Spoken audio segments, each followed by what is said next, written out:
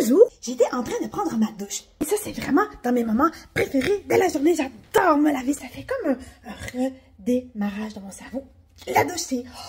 Et il me vient plein d'idées dans la douche. Et là, je fais comme des fantasmes, des histoires qui n'existent pas. Et je me disais, quand j'étais petite, j'aurais peut-être dû fuguer, me sauver et devenir muette pour pas être attrapée.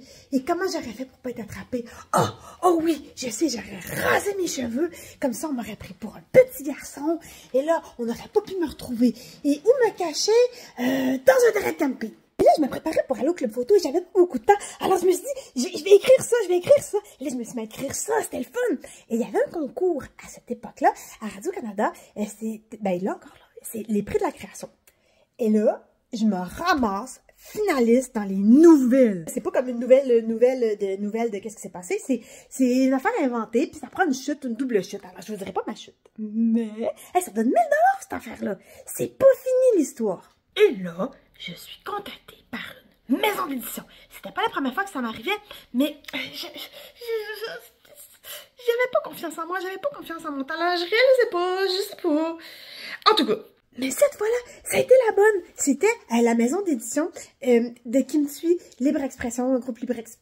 Moi, là, faire des affaires que je connais pas, là, ça m'angoisse fois mille. J'avais besoin d'être accompagnée là-dedans. J'avais besoin de ligne directrice. J'avais besoin de savoir où est-ce que je m'en vais. J'avais besoin de me structurer. J'avais besoin qu'on me mette des règles à suivre, qu'on me donne une mission. Je vais la faire, ma mission. Donne-moi une mission, je vais te la faire, ta mission. Et là, j'ai fait le roman de la nouvelle. Ah oui!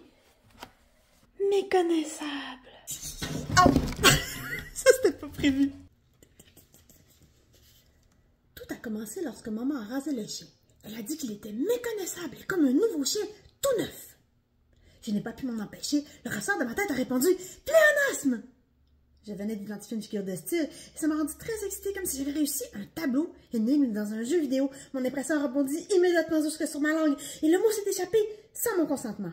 Maman a descendu son sourire dans l'autre sens, a installé les deux lignes entre ses sourcils et a cessé d'aimer le chien avec ses mouvements. Ça va pas bien.